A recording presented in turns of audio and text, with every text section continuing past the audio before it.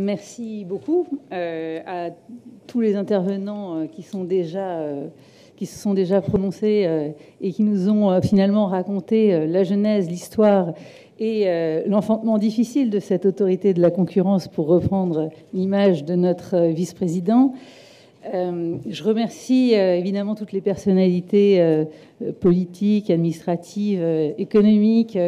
et également les étudiants et tous les citoyens calédoniens qui participent aujourd'hui à cette journée. Et je serai la dernière à parler avant de donner la parole à la salle, parce que je pense que ce sont les débats qui seront aussi très instructifs pour notre jeune autorité de la concurrence. Alors voilà, on l'a dit, l'autorité de la concurrence fête ses 1 an. Elle a été installée officiellement le 2 mars 2018 et son travail est de réguler, de veiller en toute indépendance au fonctionnement concurrentiel des marchés en Nouvelle-Calédonie, à la place donc de la direction des affaires économiques qui jusque-là était chargée d'appliquer le droit de la concurrence qui, je le rappelle, est quand même introduit en Nouvelle-Calédonie depuis 2004. Alors l'objectif d'une autorité de la concurrence, ça a déjà été rappelé, c'est de lutter contre le pouvoir de marché de monopole ou d'oligopole, ou même de petites entreprises qui s'entendraient les unes les autres pour tricher et finalement s'organiser pour gagner davantage de profits au détriment, in fine, du consommateur par des prix plus élevés que ce qui devrait résulter du jeu normal de la concurrence. Donc, nous espérons effectivement, grâce à notre action, grâce à nos différentes missions, lutter ainsi contre la vie chère et participer, comme l'a indiqué tout à l'heure notamment le président du gouvernement, d'une certaine manière à un meilleur partage des richesses, en tout cas en redonnant du pouvoir d'achat à certains, en luttant contre ces pouvoirs de marché inefficients. Alors cette journée, ça va être l'occasion pour moi de vous présenter évidemment le bilan de cette première année, enfin plutôt de ces 10 mois d'activité de l'autorité de la concurrence. Et puis surtout, ça va être l'occasion d'échanger avec nos autorités, enfin nos homologues métropolitains et polynésiens, pour que on puisse un petit peu comparer les pratiques de chacun et surtout pour notre très jeune autorité s'inspirer de l'expérience de la mise en œuvre du droit de la concurrence par l'autorité de la métropolitaine, notamment dans les dom-toms, et par l'autorité polynésienne.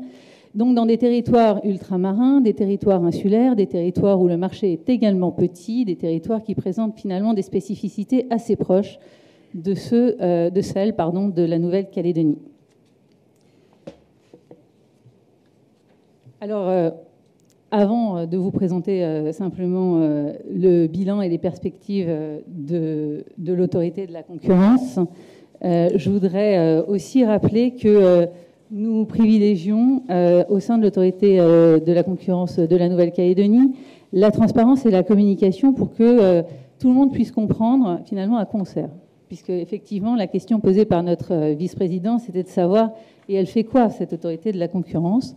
Alors, le bilan de l'année 2018, vous allez le voir, il est riche, mais en même temps, il est centré sur une activité plutôt consultative ou plutôt préventive, et pas encore sur une activité répressive, et on verra les raisons pour lesquelles c'est comme ça. On verra aussi que notre perspective, évidemment, pour l'année 2019, c'est de s'orienter davantage sur le contentieux et de conduire aussi les entreprises à nous faire davantage confiance pour venir dénoncer les pratiques dont elles sont victimes. Alors, très rapidement, 2018, c'est quoi? C'est d'abord l'installation de l'autorité. Pour ceux qui ne le savent pas encore, l'autorité de la concurrence calédonienne est fondée sur une structure qui est la même qu'en métropole ou qu'en Polynésie, c'est-à-dire avec un collège qui prend les décisions, les avis et les recommandations, de manière indépendante, on l'a déjà dit, du politique, des pouvoirs économiques ou de tout autre type de lobby, mais également de manière indépendante du service d'instruction qui, lui, est chargé de conduire les enquêtes et de instruire les plaintes qui sont déposées ou de proposer au collège de s'autosaisir sur des pratiques anticoncurrentielles que le service aurait pu détecter. Donc, c'est un service très important qui est piloté par notre rapporteure générale, Virginie Krameni de Lalleux, que je salue ici et dont je salue la qualité du travail, qui finalement est l'interlocuteur direct des entreprises lorsqu'elles s'estiment victimes de pratiques anticoncurrentielles et également, parce que c'est une caractéristique spécifique de l'autorité de la concurrence calédonienne, de pratiques commerciales restrictives, le gouvernement ayant fait le choix de nous transférer aussi cette compétence, alors que jusqu'à présent, c'était évidemment la DAE qui s'en occupait, qu'en métropole, c'est la DGCCRF qui s'en occupe, et qu'en Polynésie, c'est effectivement l'administration aussi économique qui gère ce contentieux-là. Notre collège est composé de 4 personnes. Jean-Michel Stoss, que vous avez vu, Monsieur Robin Simpson, qui est consultant britannique, qui a une connaissance particulière des questions de protection du consommateur et d'accès au réseau dans le monde entier, et Mathieu Bucheberger, qui est maître de conférence à l'Université de la Nouvelle-Calédonie. Je profite simplement de l'occasion pour remercier à la fois les membres de l'autorité pour leur implication depuis le départ dans la mise en œuvre des activités de l'autorité et de l'ensemble de l'équipe du service d'instruction et des services administratifs également, qui n'ont pas compté leurs heures pour se mettre immédiatement au travail et rendre, dans les délais obligatoires imposés par le gouvernement, un certain nombre d'avis en particulier, et également de rendre les décisions d'autorisation pour les concentrations ou le commerce de détail. Je dois vous dire aussi qu'on se félicite d'avoir réussi à attirer quand même des étudiants de la Nouvelle-Calédonie, de l'université de la Nouvelle-Calédonie en droit comme stagiaires,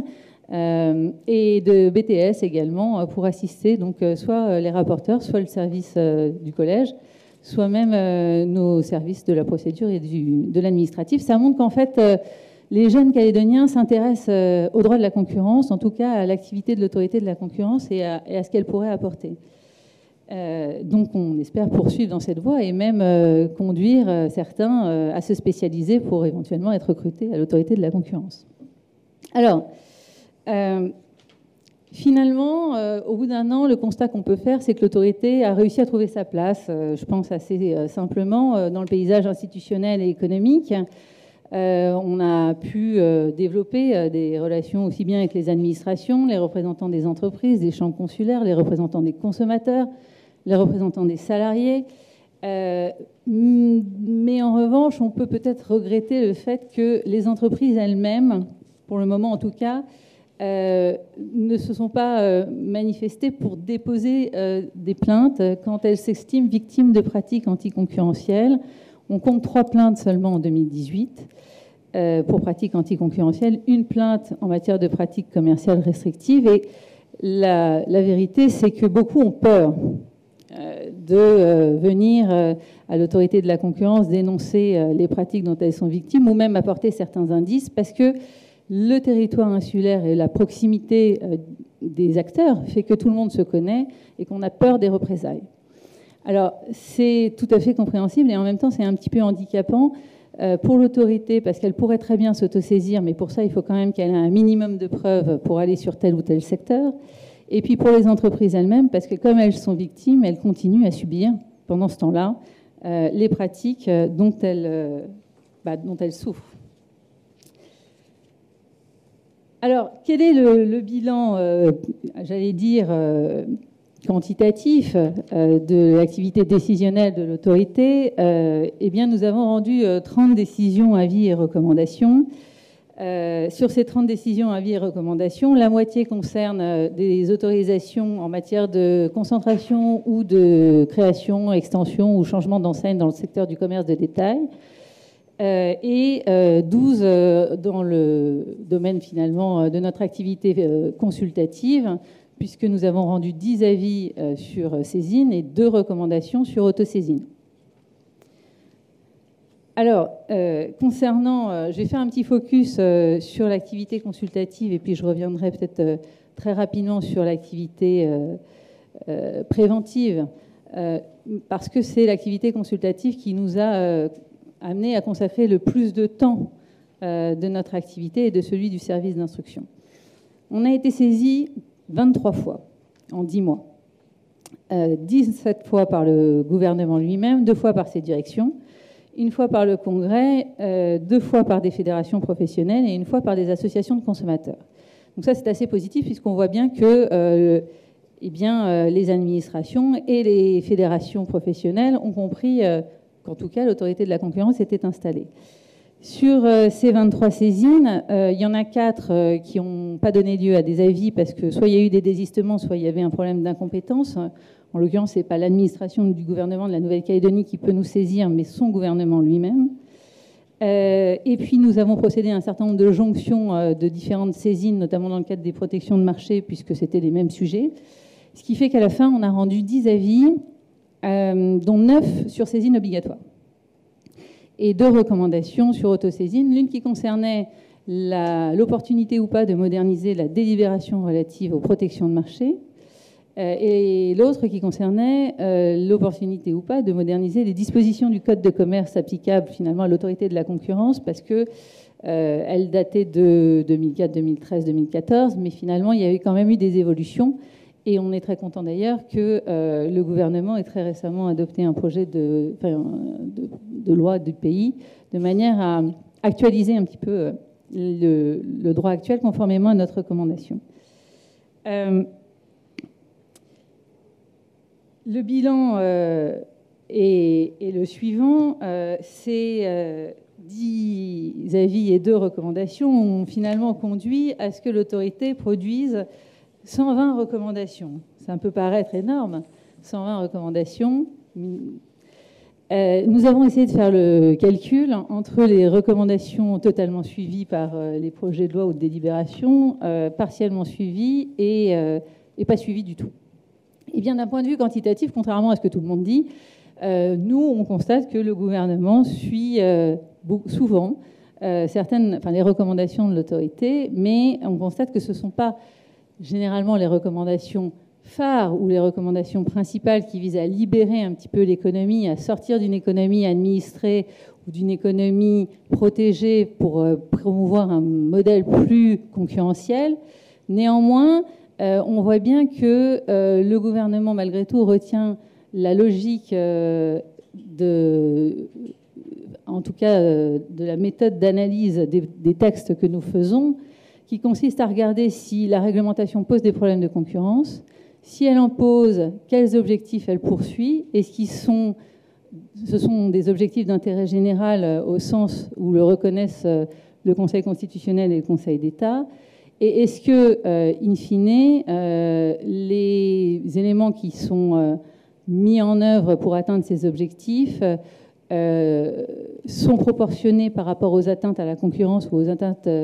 qu'ils peuvent conduire sur le marché par rapport à d'autres mesures qui pourraient être moins attentatoires. Et ce que fait l'autorité de la concurrence dans ses avis,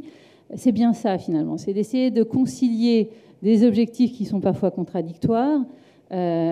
avec un objectif de concurrence d'un côté qui vise à libéraliser le marché, qui vise à favoriser l'innovation, la compétition. Et puis, parfois, ça peut être un objectif lié à la promotion de l'emploi local, à la protection de l'industrie, à l'environnement, à l'autosuffisance alimentaire. Et à chaque fois, finalement, ce qu'on a essayé de faire, c'était de comprendre effectivement quels étaient les objectifs du gouvernement et de lui proposer des solutions parfois qui nous semblaient plus efficace pour la compétition sur le marché, tout en permettant d'avancer vers les objectifs de politique économique qu'il souhaitait promouvoir. Alors, d'un point de vue plus qualitatif, qu'est-ce qu'on peut dire finalement du suivi ou pas des grandes orientations de l'autorité de la concurrence? Je vous ai mis un feu rouge, orange et vert parce que vous avez en fait le détail dans le document qui était sur vos sièges et que je vous inviterai à regarder plus tard sans doute. Mais moi, ce que je retiens, c'est que pour le moment encore, la Nouvelle-Calédonie se dote effectivement d'une autorité de la concurrence et souhaite qu'effectivement le droit de la concurrence soit mis en œuvre par cette autorité, mais qu'il existe des réglementations qui sont prises pour poursuivre d'autres objectifs économiques qui ne vont pas nécessairement favoriser ou en tout cas faciliter l'émergence de nouveaux acteurs ou éventuellement la baisse des prix par une meilleure compétition. Et nous le comprenons tout à fait parce qu'une autorité de concurrence n'a qu'une vocation consultative en matière d'avis. Après, il appartient aux élus qui ont la légitimité démocratique de faire leur choix. Mais je crois que ce qu'il faut retenir, même d'un point de vue qualitatif, c'est qu'on a essayé, en tout cas, d'expliquer les effets anticoncurrentiels de telle ou telle réforme, de mettre le débat sur la table et qu'ensuite chacun puisse faire ses choix en sachant parfaitement les conséquences que, in fine, cela pourrait avoir sur le terrain de la concurrence. Alors, d'un point de vue personnel, je comprends très bien qu'on regrette que l'autorité n'ait pas encore mis en œuvre des décisions répressives, qu'elle n'ait pas encore sanctionné telle position dominante ou tel abus, parce que ce n'est pas la position dominante d'ailleurs qui est en elle-même sanctionnable, mais plutôt l'abus, ou telle entente. Mais il y a une raison en fait. Enfin, il y en a même plusieurs. La première, c'est que nous sommes une nouvelle autorité, que nous ne connaissions pas le territoire ni l'économie calédonienne et que nous avons souhaité prendre le temps de connaître les acteurs et de découvrir les marchés avant de cibler tel ou tel secteur très particulier en matière contentieuse. Il faut vraiment distinguer, je pense, l'avis qui donne des recommandations générales du contentieux qui va finalement aboutir éventuellement à une sanction qui peut être très lourde. Je rappelle qu'en droit de la concurrence, les abus de position dominante, les ententes, les accords exclusifs d'importation, quand ils sont constatés, peuvent conduire à une sanction qui va jusqu'à 5% du chiffre d'affaires annuel réalisé sur le territoire de la Nouvelle-Calédonie. Donc, disons-le, on a pris le temps d'essayer de regarder comment ça fonctionnait. La deuxième chose, c'est que, je vous l'ai dit, on n'a pas eu beaucoup de saisines. Donc si on ne nous apporte pas un minimum d'éléments et qu'on ne connaît pas non plus le terrain, on peut avoir des difficultés à engager immédiatement des procédures. La troisième chose, c'est que quand on en a eu, ou quand c'est commencé à remonter, le service d'instruction a commencé ses investigations et nous a proposé récemment d'ailleurs 2 autosaisines contentieuses. Mais le recueil de preuves prend du temps et vous le savez parce que le vice-président vous l'a dit, l'autorité de la concurrence, quand elle rendra des décisions contentieuses, sera contrôlée par le juge et c'est le juge qui contrôle également l'activité de l'autorité métropolitaine ou celle de l'autorité polynésienne, donc la Cour d'appel de Paris pour les décisions contentieuses et, in fine, le Conseil d'État pour les autres décisions non contentieuses.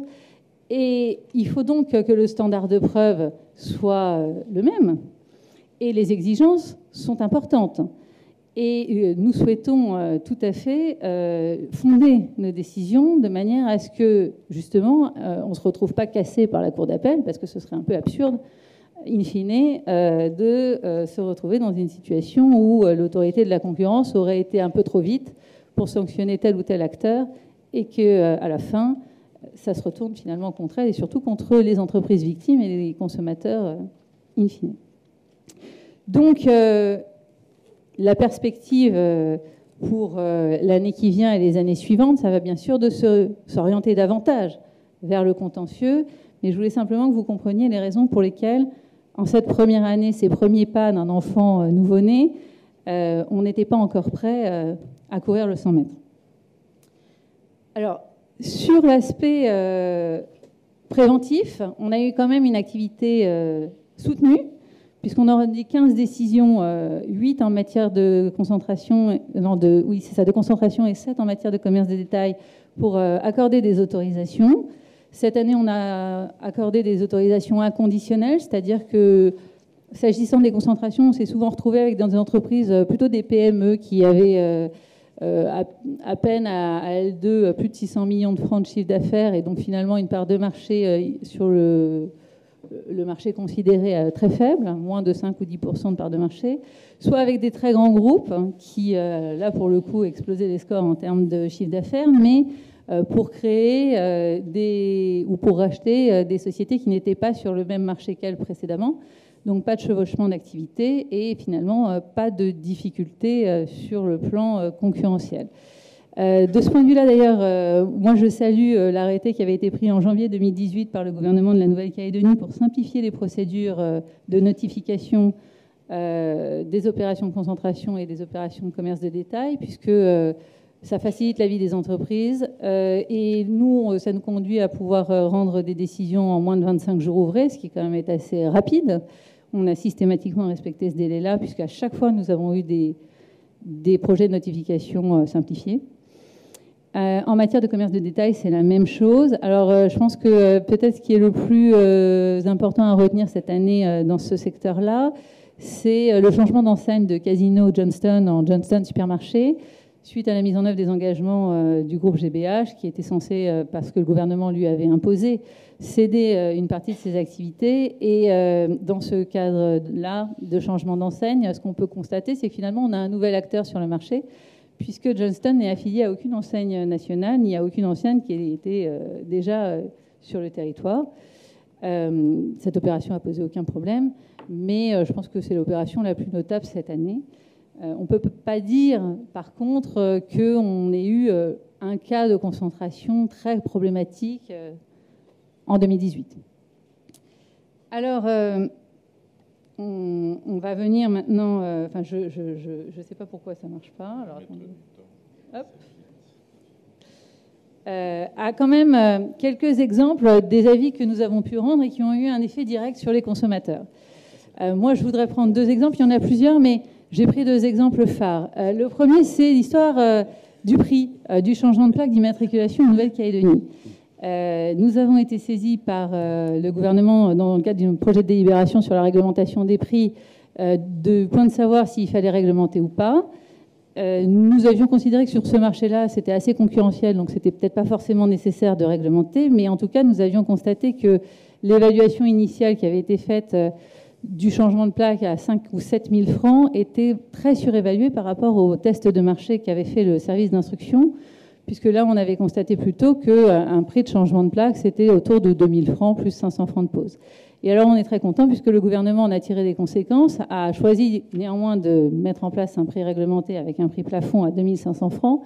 mais c'est quand même toujours mieux que 5 à 7 000 francs. Pour un automobiliste, finalement, ça fait quand même une économie de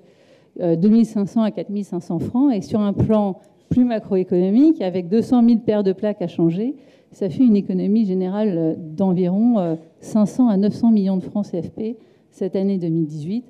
Donc, malgré tout, un avis peut, de toute façon, avoir un effet aussi sur les consommateurs, même si là, on est dans une niche très particulière. Deuxième point que je voudrais souligner, je pense que dans le cadre des différentes demandes relatives à des protections de marché, et notamment dans le secteur des produits laitiers, l'avis d'autorité de la concurrence a conduit le gouvernement à renoncer, ou en tout cas à ne pas accorder un quota pour l'importation de crème dessert longue conservation, tout simplement parce que j'espère qu'il a été convaincu du fait que nous avions montré que ces produits étaient largement demandés par les consommateurs calédoniens, non produits sur le territoire, et présentaient des caractéristiques très spécifiques par rapport aux produits frais, puisque par définition, la longue conservation permet de transporter les produits beaucoup plus facilement, qu'on n'a pas de problème de chaîne du froid, et que, notamment dans certaines tribus ou, par exemple, dans les cantines, c'est un produit qui est très souvent privilégié compte tenu de son prix et de ses modalités de transport et de conservation. Donc, de ce point de vue-là aussi, même si c'est un avis, même si c'est consultatif, on peut constater que pour le consommateur calédonien, ça a pu avoir un minimum un effet. Alors, voilà. S'agissant de nos priorités pour 2019, je vous l'ai dit, la priorité, ça va être le contentieux. Alors, il est assez probable que, de toute façon, le gouvernement nous saisisse un peu moins en 2019 que l'année précédente, en raison d'une part des élections et deuxièmement du fait qu'on est arrivé quand même, il faut le dire, un peu par hasard, mais à un moment de train de réforme économique essentiel pour la Nouvelle-Calédonie,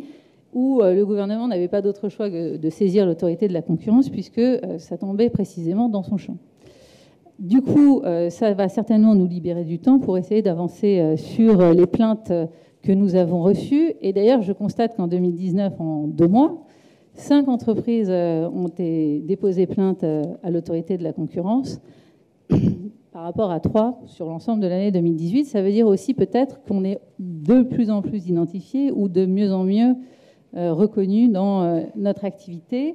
Et on espère pouvoir du coup instruire ces plaintes et malgré le temps de la procédure et le respect du contradictoire qui font que les délais sont néanmoins longs en matière contentieuse, aboutir soit à un non-lieu si jamais il n'y a pas de pratique anticoncurrentielle, soit à sanctionner les entreprises si en revanche on constate un abus de position dominante, une entente, un accord exclusif d'importation, un défaut de notification, là aussi je tiens à le dire, d'opération de concentration ou d'opération dans le secteur du commerce de détail. D'ailleurs, à ce sujet, j'invite les entreprises qui auraient opéré des opérations de concentration en oubliant de les notifier, de se rapprocher le plus vite possible du service d'instruction, parce que la sanction qui s'en suivrait serait nettement moins importante que si nous les découvrions par nous-mêmes. Donc, on a une vocation aussi pédagogique dans ce sens-là pour alerter les entreprises sur le fait que il faut respecter le droit de la concurrence et qu'aujourd'hui, il y a effectivement un gendarme pour ce faire. Sur un plan alors, très important, je vous ai parlé tout à l'heure du fait que le gouvernement venait d'adopter un projet de loi du pays qui va être présenté au Congrès très prochainement pour donner à l'autorité de la concurrence un cadre d'intervention rénové. Ça, c'est très important. Alors, il y a beaucoup de dispositions techniques qui visent à simplifier, clarifier la loi. Il y a aussi des dispositions qui visent à améliorer l'efficacité des procédures et la rapidité des procédures. Typiquement, on consacre légalement l'arrêté de 2018 qui visait à permettre des notifications simplifiées et obliger l'autorité à rendre ses décisions en moins de 25 jours dans ces cas-là. Mais on sécurise également la possibilité pour les entreprises de nous saisir au fond et de demander des mesures conservatoires, c'est-à-dire des mesures d'urgence pour faire cesser un trouble immédiat à l'économie, à l'entreprise ou aux consommateurs. Cette année, avec le droit en vigueur et les conditions de quorum, on ne respectait pas les exigences de la Cour de cassation, mais demain, avec ce changement, nous pourrons du coup accorder facilement, si les conditions sont remplies bien sûr, mais en tout cas procéduralement, des mesures conservatoires.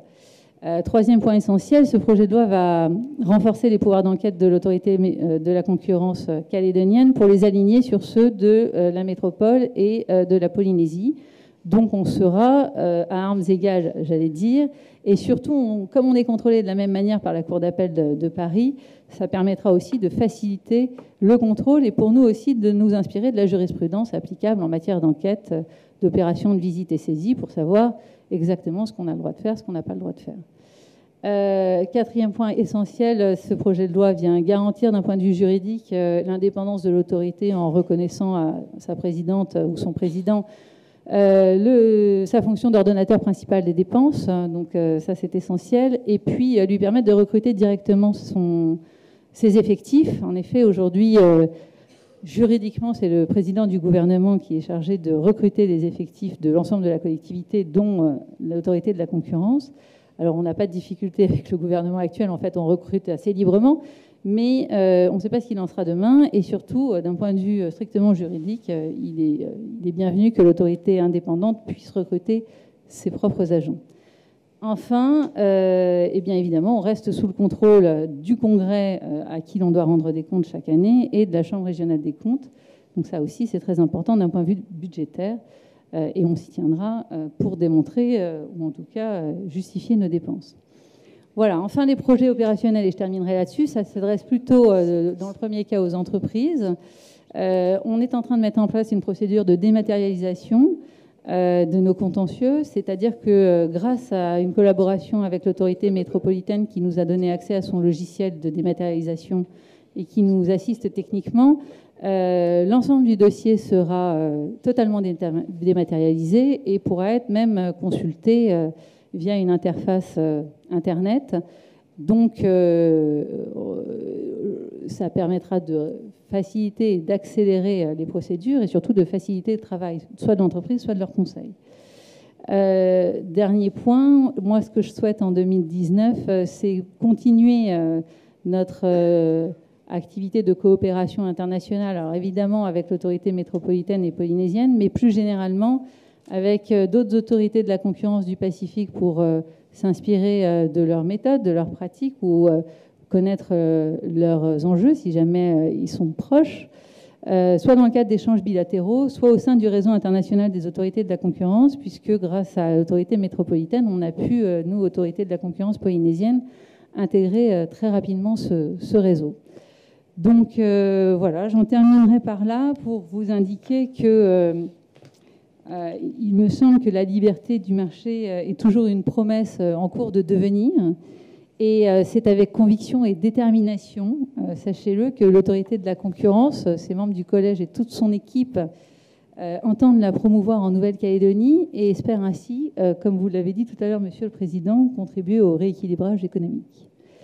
Je vous remercie beaucoup et j'espère que le débat qui va s'ouvrir sera riche. On est là pour répondre à vos questions.